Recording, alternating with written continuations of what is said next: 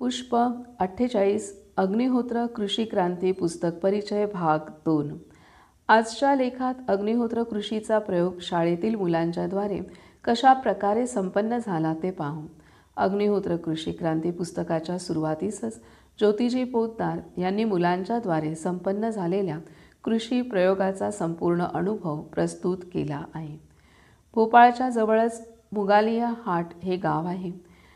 गावाच्या 14 ते 15 वर्षांच्या 4 ते 5 मुलांच्या समूहाने माधवाश्रममधून अग्निहोत्र कृषी संबंधित माहिती ऐकून प्रयोग करण्याचे ठरवले। वर्ष होते सन 1979। तेव्हा धर्मसूर्यमध्ये छापून आलेल्या अमेरिकेतील प्रथम कृषी प्रयोगाने त्यांना प्रेरणा मिळाली की स्थानिक भूमीवर आपल्याला हे करून पाहायला हवे। अडचणी भरपूर होत्या, पण मुलांचा उत्साहसुद्धा कमी नव्हता। कोणत्या भूमीवर प्रयोग करावा, कोण तयार होणार आपले शेत मुलांच्या हवाली करायला, या अडचणींवर उपाय शोधला 8व्या इयत्तेत शिकणाऱ्या जमना प्रसाद या विद्यार्थ्याने। काही करून त्याने आपल्या वडिलांना गावाजवळील 4 एकर जमीन आपल्या पद्धतीने करण्यासाठी तयार केले। यात वडिलांनी कोणतीही दखल देऊ नये या अटीवर। अशा तऱ्हेने प्रयोगासाठी जमीन उपलब्ध झाली। जमना प्रसाद सोबत शिकणाऱ्या अन्य अग्निहोत्र आचरण करणाऱ्या मुलांतील फुलचंद, राधेश्याम तसेच इमरत याने राधेश्यामचा मोठा भाऊ श्री किशोरीलाल यांच्या सहयोग व मार्गदर्शनाखाली प्रयोग आरंभ केला। सर्व मुलांच्या घरी किंवा त्यांचे वडील किंवा ती मुले स्वतः गेल्या काही वर्षांपासून अग्निहोत्र करत होते। 15 ऑक्टोबर पौर्णिमेच्या दिवशी व्याहृती होम करून गव्हाची पेरणी केली गेली। त्याच दिवशी शेताच्या 4ही कोपऱ्यात पूर्व, पश्चिम, उत्तर, दक्षिण तसेच मध्यभागी नित्य अग्निहोत्र प्रारंभ झाले। शेत गावापासून जवळपास 2 किलोमीटर लांब होते। शेतीला पाणी देण्याची कोणतीही व्यवस्था नव्हती।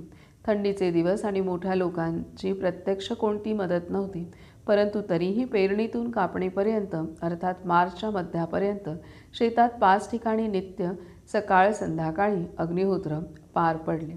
अमावस्या पौर्णिमा सोडून अन्य दिवशीसुद्धा कधीकधी व्याहृती होम होत होता। मुले सकाळी लवकर उठून शेतात जात तिथे शेजारच्या विहिरीत अंघोळ करीत आणि सकाळी अग्निहोत्र करून अर्धा तास वेदमंत्रांचे उच्चारण करत संध्याकाळी सुद्धा अग्निहोत्र समयी सूर्यास्ताच्या अर्धा तास आधी पोहोचून स्वच्छ होऊन अग्निहोत्र पार पाडत असत। काळोख झाला की परत येत असत। शेताचा रस्ता कच्चा होता। बऱ्याचदा रस्त्यावरून येता जाता लोक या कार्यक्रमाची चेष्टा करत, मुलांना हसत। गावातील लोकांना हा वेडेपणा वाटायचा।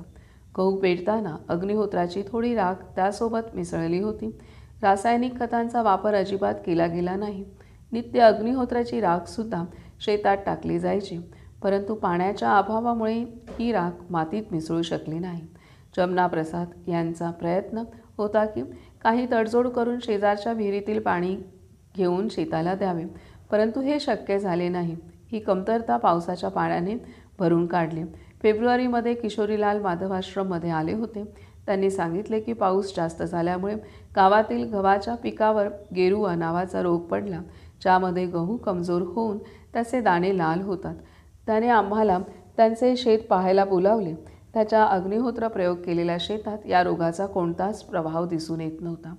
माधवाश्रमाच्या संचालिकाजी श्रीमती नलिनी माधवजी तसेच मी गावी पोहोचून त्या मुलांच्या शेतावर गेलो आणि खरोखरच हे पाहून आश्चर्य झाले की जमना प्रसादच्या आजूबाजूच्या शेतात पिकावर रोग पडून गहू लालसर झाला होता, पण या शेतात त्याचा मागमूसही नव्हता। निरोगी पीक कशाला म्हणतात हे पाहायला मिळाले। 4ही बाजूंनी रोग पडलेला असताना या शेताची रोगप्रतिकारशक्ती इतकी वाढली होती की त्या रोगाचा जराही परिणाम झालेला दिसत नव्हता। मुलांनी पूर्ण शेत फिरून दाखवले। मुले आपल्या प्रयोगाचे परिणाम पाहून खुश होती। या उपेक्षित शेतात यापूर्वी इतके सकस पीक खुद्द शेताच्या मालकाने कधी पाहिले नव्हते। हे भरघोस पीक पाहून गावातील लोक मुलांचे कौतुक करू लागले होते। त्यांनी आम्हाला सांगितले की मुलांनी फक्त स्वतःच्या बळावर हा प्रयोग केला आहे, यामध्ये आमचे कोणतेही सहकार्य नाही। गव्हाला विशिष्ट प्रकारची चव आणि चमक होती। हा गहू त्यावेळी भोपाळमध्ये चालू असलेल्या राष्ट्रीय कृषी मेळाव्यात अग्निहोत्र प्रदर्शनीच्या स्टॉलवर प्रदर्शनाकरिता ठेवला होता. याच शेतात पावसाळ्यात तांदळाचे पीक कोणतेही रासायनिक खत न वापरता घेतले गेले. पावसाळ्यामुळे अग्निहोत्र करणे शक्य झाले नाही, परंतु अग्निहोत्र भस्मचा प्रयोग केल्याने 1.5 पट अधिक पीक मिळाले. हा अनुभव आदरणीय ज्योतिजी पोतदार यांनी व्यक्त केला आहे. त्यांचे विनम्र अभिवादन.